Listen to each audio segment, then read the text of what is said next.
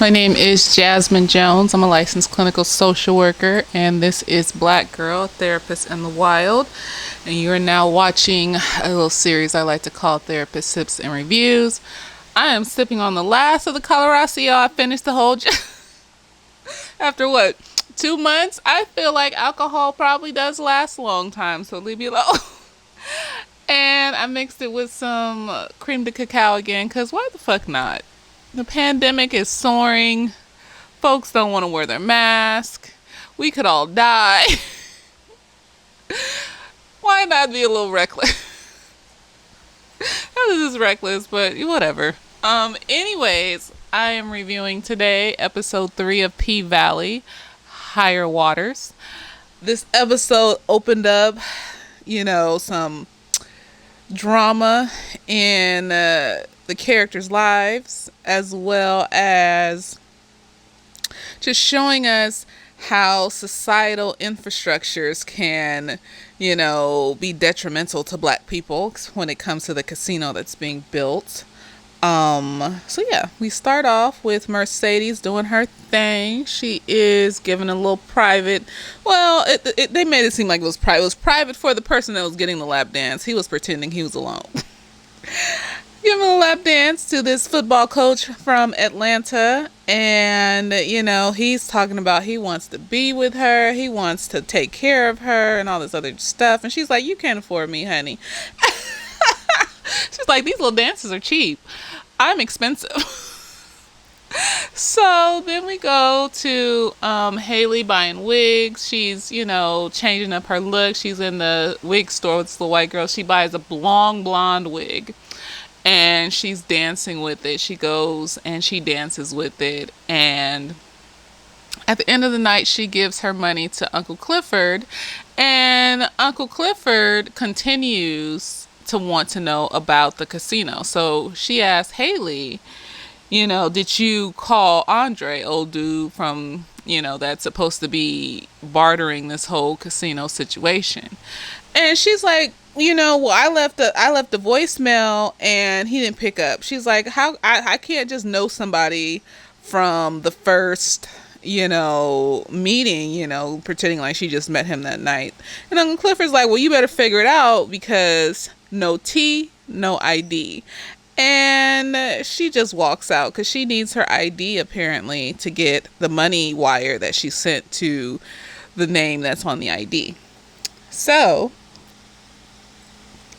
unbeknownst to Uncle Clifford, Andre has been texting Hallie. He hit her with the "be blessed" or some shit. I hope you're having a blessed day.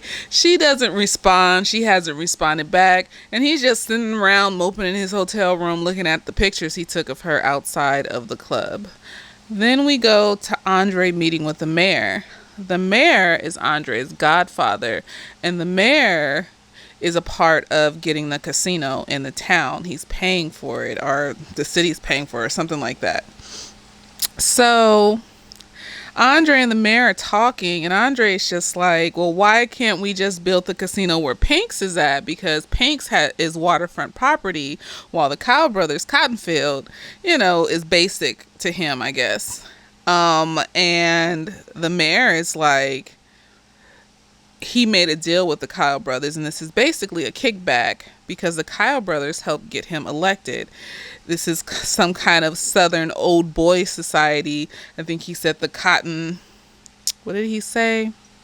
The Cotton Connect. So this is some slavery time bullshit, and basically the mayor is being funded by these brothers in the town, and the mayor's getting a kickback for it. And the company that Andre works for, because Andre used to live in the town, and he's trying to do this out of the goodness of his heart, wanting to change the town, according to him, wants to improve the town and things like that. And so he thinks that the casino will bring tourists to the town and just change the whole outlook of the town, when in reality the mayor is just trying to use this to bump his status up. He let Andre's company build a park there, and the park was named after the mayor.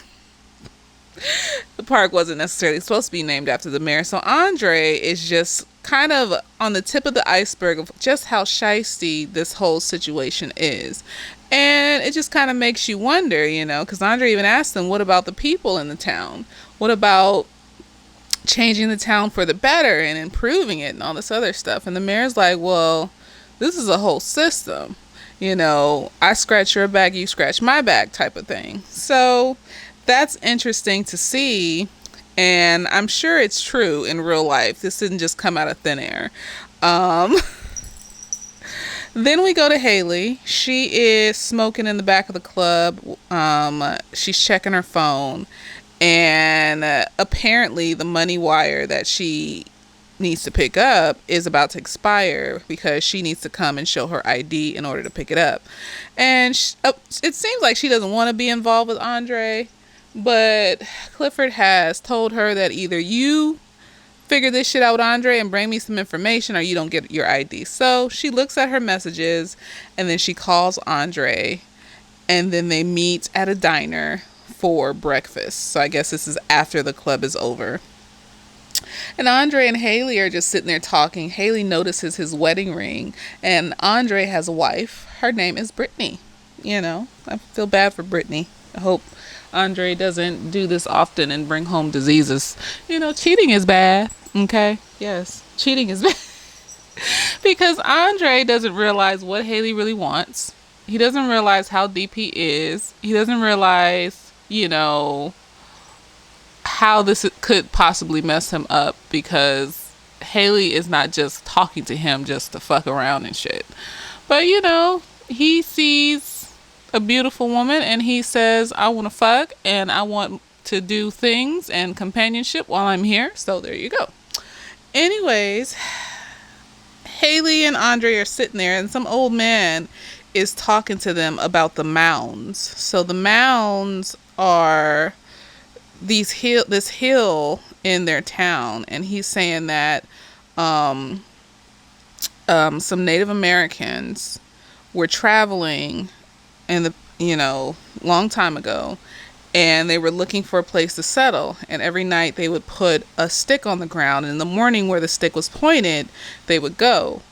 And they did that for 100 years apparently, and when people would die they would just carry their dead on their back. And as he's telling them this, Hallie's having flashbacks. It sounds like auditory flashbacks. So she's hearing the rain and the flood waters again, and just the thought of death and carrying death on your back and things like that. And then the old man says that eventually they woke up one morning and the stick was pointing straight up and they settled there and they buried their dead, I believe, in the Mounds. And then all of a sudden the door bangs open and there's this loud screaming and laughing, and the girls from the strip club are there. Mercedes, Keyshawn, and the white girl. I don't know what the white girl's name is. I forgot.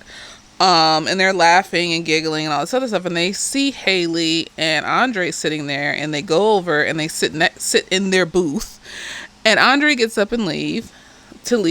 And Mercedes and the girls are just making fun of Hallie low key. And then Hallie gets up to leave. She's saying that that's not what it is. And the girls are talking about their regulars. So the guys that come in and they come in just to see them, or they want to see them outside of the club. So I don't think there's prostitution there, because at some point Clifford said that there's no penises in the pleasure room, in the paradise room or something like that. So I don't think they're having sex there. I'm pretty sure at this point they're not prostituting too, unless it's something that they do personally on the side. So they're talking about their regulars, and the white girl said that she turned her regular into her boyfriend. And then she said some shit about white girl magic and some stupid shit. I was just like, what the fuck are you talking about? Okay, white girl magic. Great. So, Mercedes is telling Hallie that she's lying, basically, that, this is what liars say. They say they don't, aren't with somebody when they really are. And Hallie just doesn't feel like dealing with Mercedes.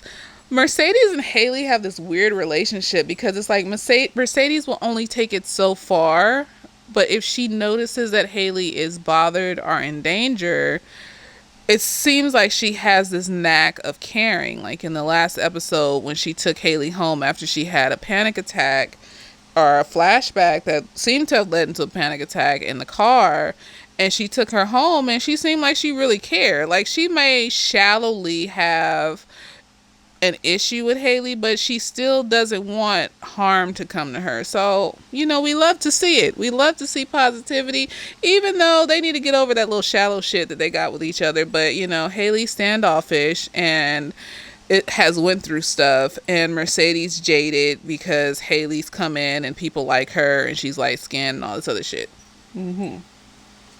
And also, while Haley and Andre are by themselves, of course, Haley was trying to ask about the casino, and Andre's talking about it's confidential, and all this other stupid shit.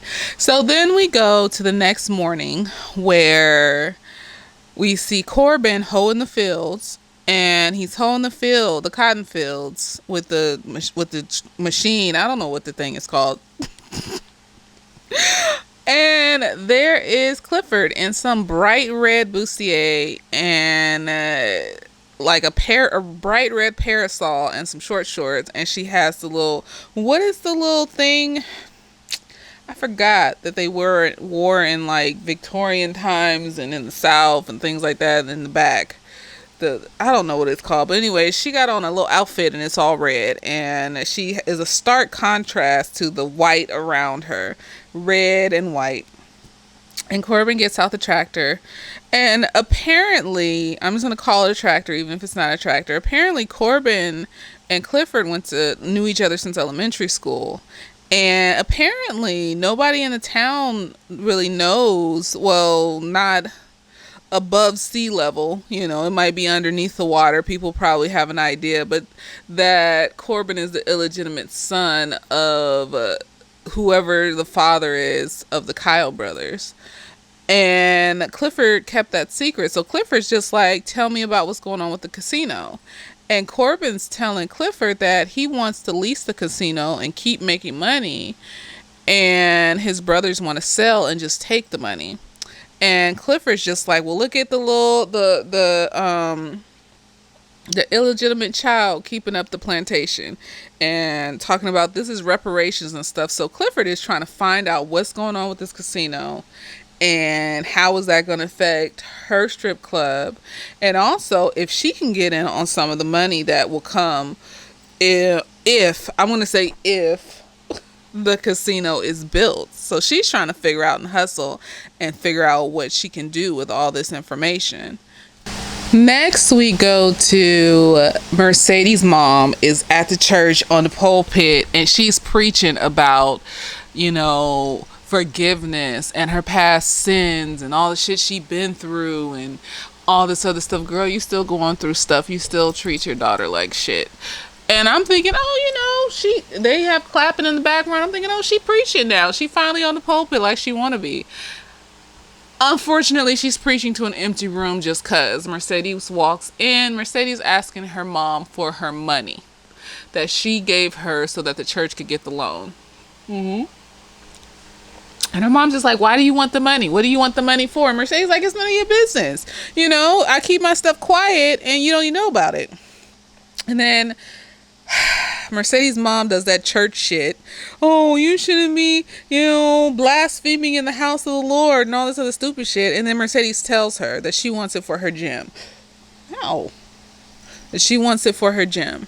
For the girls. And that she's finally found the location. And that's what she wants to do. And her mom is like, oh, so you're really serious about retiring. Now remember that the pastor was still asking Mercedes' mom to ask Mercedes for more money, more tithes and offerings and stuff like that. So this is why when Mercedes' mom says, oh, well, I'll have your check tomorrow morning, I don't believe her. She lying.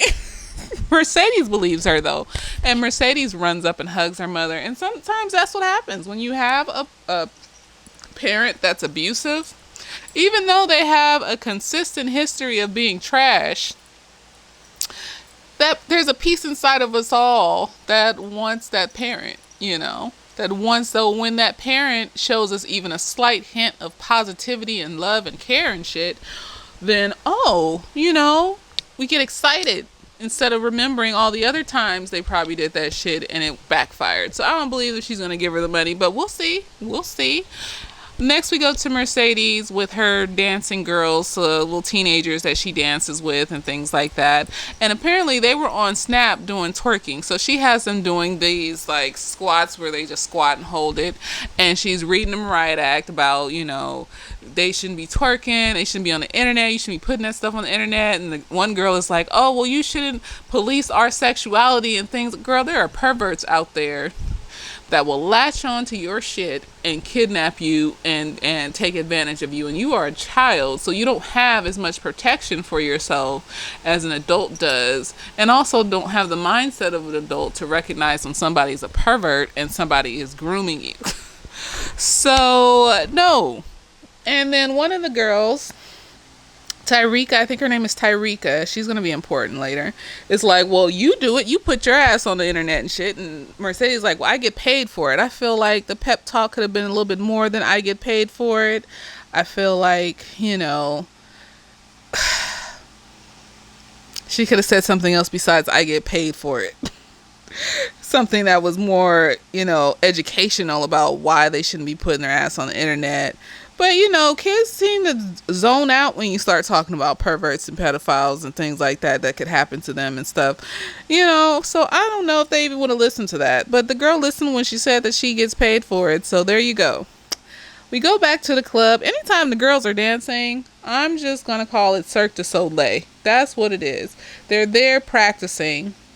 Just doing all these acrobatics. Cirque du Soleil.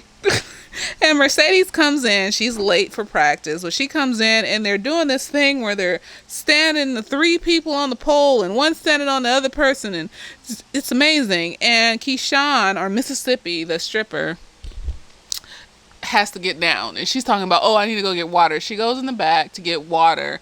And we see her icing her wrist. So her ain't shit ass nigga did some stupid shit to her wrist again, to her body. He beat her, did some stupid shit. I'm just like, are you trapped, girl? Do you feel like you can't leave? What's going on here? Are you saving up so that you can get away? Like, what? Tell me, what's the plan? What's the plan to get away? Because you have to have a solid plan to get away from people like this, because they know everybody that you know. I've heard of people running away to their friend's house. These niggas will show up, shoot you and your friend. So you have to have a solid plan when getting away from these types. You can't just leave if you feel like you're in danger. So, I'm not mad about necessarily her not leaving, but I just need to know, does she have a safety plan? Because it seems like she's just going to stay in the situation and this nigga's probably going to murder her. But anyways, Diamond comes back there. Beautiful man, just big and bold. And he is, helping her with her wrist. And he gently takes her wrist and tells her to shh when she says ouch. I know he probably has issues and stuff too. He revealed that he was a veteran, so who knows? He might have some PTSD, some stuff that he ain't worked on. But it doesn't seem like he just lashes out and acts, a fool and stuff and gets just randomly angry. So who knows? Maybe he has his shit under control. It seems like it. If he had anything at all. But anyways, he uses whatchamacallit. He crushed up some pepper and mixed it with alcohol and put it on a rag and put it on her wrist. I have never heard of that. He said that that's what he used when he was in the war in Iraq. It doesn't work when you got a bullet in your head. That's what he said. That's why I'm kind of cautious, because he just randomly said that out of nowhere. And he said that it would help her wrist, that it was just sprained. And then he asked her, how long are you going to keep falling? Because he knows what happened to her. And she just looks at him and they almost kiss. They almost let this nigga beat this nigga's ass. Let it happen. He's probably bigger than that nigga too. But she has a baby with him. So who knows? This nigga might go off and kill the baby. Who fucking knows? So see, you have to be strategic with this type of shit. And niggas don't understand. This nigga can go to court, say this other nigga assaulted him, and get her baby. Who fucking knows? And you don't want to put him in a position where he has to kill somebody, because you never know if they might find out and arrest him. So it's strategy when it comes to abusive relationships is very important. So I can't be mad at her for not leaving, because I don't know the situation fully. You have to have a plan. Because these niggas are relentless and obsessed. And they will follow you to the ends of the earth and kill you. So yeah, I can't say, I would like her and Diamond to end up together, but you can't just be like, oh, well, she should just leave. No, you are not considering the obsessiveness and the ruthlessness of these abusive ass niggas. Okay, thank you. So next we have Mercedes, not Mercedes, it's Keyshawn, Mississippi. She's downstairs doing a snap, advertising for the club. Come out tonight, da da da da, snap, Instagram, all this stuff. And she has her baby down there too, and the baby starts crying. And Hallie, while Keyshawn was doing the snap, was in the little bathroom stall area having a drink. She is obviously an alcoholic at this point. Trauma can do that to you. You used alcohol to numb the pain. They said that during this pandemic, people have been drinking a lot more. It's hard to maintain sobriety and all sorts of things. It's so trauma can do that. If you don't go to therapy, if you don't learn different ways to get through your trauma, then you go to the quickest, easiest way, which is numbing the pain, lashing out, being angry, hurting people, all sorts of shit that is quick and easy, that only lasts temporarily, and then you're back to feeling like shit after, right after you do the thing. So, anyways, Hallie is in that little stall area drinking, and Keyshawn asked her to hold her baby because she needs to finish posting the little advertisement. Hallie is holding, I thought she was going to drop y'all. First of all, it's like she's drunk. She might not have been drunk, though. Your tolerance goes up when you drink that much. So, the fact that she's drinking so much means that her tolerance is pretty high right now. So, she might not have been drunk, but when she started having that flashback while holding that baby, I thought she was going to drop that, y'all. But anyway, she started having a flashback. She's out in a Hurricane Harvey, and she's trying to get her baby. She's flashing back to holding her baby, putting her in the car. And the flood waters is rising, and she got blood all over her shirt and all sorts of stupid shit. And then the next thing we know, we are jumping to her down in 3 or 4 shots at the bar. So she is fully turned right now, drunk at the bar. The bartender knows, and she asks for another shot. The bartender gives her a shot glass full of water. She's like, I don't want water. And so then she goes to some random guy and asks him to buy her a drink. So then next, she is fascinated by Mercedes, Mississippi, and the white girl on stage doing a Cirque du Soleil. She is just fascinated by I want to do that. So she goes up on the stage, and she's trying to climb the pole. It looks like, if she was sober and had some practice, that she probably could have did something, but instead she falls and makes an ass of herself, and Mercedes covers it up by climbing on top of her, and the show must go on. And then we jump to Mercedes reading the filth out of her and shit. She like, bitch, you need to get your shit together. And Haley's like, well, they like this, so I don't know what you mad about. And Mercedes like, I'm mad because you're drunk and you're on stage, and I don't want to get hurt because you don't know what the fuck you're doing. So these are professionals. These are professionals. Strippers are professionals. That's a sport. You see Mercedes' body, you see the muscles. I'm gonna look it up if she does her own stunts and shit. She might be that. Cause yes, these strippers, I have a high respect for strippers at this point, because y'all out here, I couldn't do that. I have bad knees.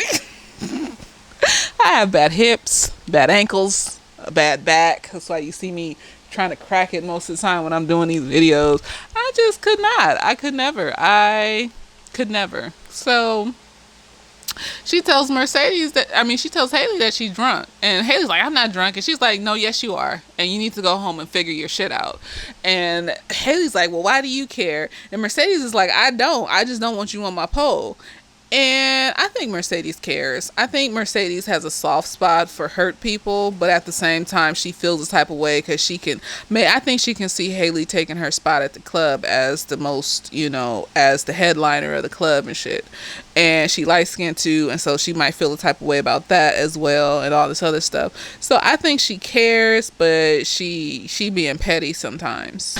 Next, we go to Lil Murda. He is at some high school calling some little boy over. And I'm just thinking, like, why is he at some high school? I know you trying to figure out your sexuality, but why you calling little boy? But apparently little boy is a DJ at the club, and I'm assuming he's 18. I'm assuming he's just not some 15-year-old watching strippers on. They didn't say his age, but I'm going to assume that he's 18. He's about to graduate and live his life. So that's where I'm at with that. So he's a DJ. So in the last episode, Clifford had told Lil Murda that he needs to get a better producer for his songs, and she told him to talk to the DJ. So he's talking to the DJ. So they go under the bridge, a bridge. And he's playing the song for the DJ, and the DJ is just like, he is just like getting all extra technical with this nigga. Like, I can't repeat what he said. He's a master at his craft, apparently. So I hope he becomes somebody one day within the show. I think, sometimes I think TV shows are another dimension. What if these people are alive and doing shit in real life in another dimension? Let me shut up. See, this is why I shouldn't have mixed the Colorado with the cream of cacao. Anyways, he read him feeling, then he told him to come over to his mom's house, and his mom is making him food. So apparently Lil Murda knows his mom, and he goes with him to his mom's house so that they can eat some of the mom's. She making quinoa or some shit, and talk about music. Next, we're with Hallie and Andre. They're at the Mounds, so they went to the Mounds, and they're doing cute shit, like running up the hill and talking and being cute and shit, and then they end up going back to his hotel, and they're about to have sex. And she keeps looking at his laptop. I'm thinking she gonna steal his laptop, which would be very dumb because he knows where she works and all this other shit. But no, she asks him if he has a condom. He says no, and then he continues to keep kissing her as if he doesn't need to go get a condom. So she tells him, no, you need to go get a condom. What the fuck? So he's just like, see, niggas, see. You caught up in the moment, and you think the girl's not just gonna repeat herself and say some shit. That's the expectation here. I feel it in my spirit that this happens a lot. That's the expectation. When she won't repeat herself, she won't say some shit about a condom again. No, she said it again. You need to go get a condom. So he leaves, and then he goes downstairs and asks the front desk, "Oh, do you guys sell magnums?" And the front desk is like, "No, but there's a Bible in the room for free." So he goes to get a condom at a little corner store. Before he leaves the room, she asks him to turn his computer on so that she can watch porn and get ready and all this other shit. So his stupid ass gonna turn his computer on, knowing he got all that information on his computer. She been asking you about the shit for days, and you don't see, all you see is vagina. Okay, whatever. So she's looking through his computer, sees all the stuff about the blueprints for the place, sees that Pink's isn't on the blueprint for the casino, and then goes into his picture gallery and sees that he had been taking pictures of her and outside the club, and then she leaves. He comes back, she's gone, and he sees the pictures of her outside the club. So during the time that Hallie is looking at the files on the computer, we go over to the church, and apparently the pastor is leaving on a business trip, and he's about to appoint a preacher while he's gone. And Mercedes' mom is hopping up, she ready for this. She's been waiting for this to preach and to express her talent. And he picks another person in the church, an elder, a male, And Haley's mom not Haley, Mercedes' mom feels some type of way. She's just like, well, I would bring in money, he would bring in coins, and then this nigga gonna talk shit about her daughter, talking about, oh, well, that must be where your daughter got her ability to get money. And then the pastor's just like, oh, well, the women are the backbone of the church, but we have to adhere to the elders, and this guy is the elders, this deacon's the elder, and stuff like that. So she is feeling some type of way about that. She's upset. After that, this is when whatchamacallit comes back to the room and sees Haley gone, sees the picture on the thing, and then we skip to the club. Haley is just storming into the club. She's upset. She walks past Uncle Clifford, who's outside, and Uncle Clifford's like, what's wrong with you? She doesn't say anything. She just walks right past him, or walks right past her. And then Lil Murda picks up. He's dropping off the DJ. And Uncle Clifford's just like, oh, are you going to stay? And Lil Murda just like, no, I'm not going to stay. And then Uncle Clifford looks up and there's some guy standing off in the cut looking at him and stuff. And so she's like, oh, well, okay, then just leave. So I think Uncle Clifford and Lil Murda, I don't know what's going on there. I feel like, they like each other, but they don't know how to proceed in this situation. I don't know if they're worried because they're in the South or whatever. I don't know. I'm interested to see how this potential relationship can proceed. Then we go to Mississippi and the white girl dancing. They doing the Cirque du Soleil. And the Mississippi get called off by some weird guy with a rose, so that turns out to be very odd. I feel like he may be a potential serial killer one day. We'll get to that. And then the white girl go off with some white dude, and apparently, so they're about to have sex in one of the pleasure rooms, and Uncle Clifford comes in and she's like, no, we're not doing that in the pleasure room. And apparently he's a drug dealer, and Uncle Clifford holds drugs for him sometimes, and he pays her and stuff like that. So she's just like, I'm not doing that anymore, at least not for the hard drugs and all that stuff. So I'm just like, you about to lose this club and you're doing shit that can make you lose it even faster. I mean, it's whatever. It's none of my business. Whatever. And then Uncle Clifford and Haley are in the back room talking, and Haley shows Uncle Clifford the blueprints to the casino, and Uncle Clifford notices that the casino is that the strip club is not on the casino's property. So she's just like, where's Pink's? So, Haley's like, well, I did what you told me to do. So, and then Uncle Clifford, and then she looks down at her phone, and her phone is ringing, and it's Andre. Andre keeps calling her, and so Uncle Clifford is just like, snatches the phone, and Haley freaks the fuck out because her daughter's picture's on the phone and all this other shit, and she's is triggering, whatever. And Uncle Clifford is like, calm the fuck down, and then she texts Andre and tells him to show up at the pleasure palace, the pleasure room, and gave him the password to the pleasure room. And then gave the phone back to Haley and told Haley she need her to do one more thing or something, but I think that was the thing, because in the next thing she have her license. So then Mercedes is in the back, and she talking to the lady that sells thongs and shit about, bedazzling her ass and stuff for the next dance. And the girls are over there laughing at the phone, talking about these little girls that are twerking on social media. And apparently the girls that are twerking is Tyrika, one of the girls that Haley is on Haley's dance team for the kids, and some other girls. And so she goes to Tyrika's house and shuts the whole party down. It's like, she's mad.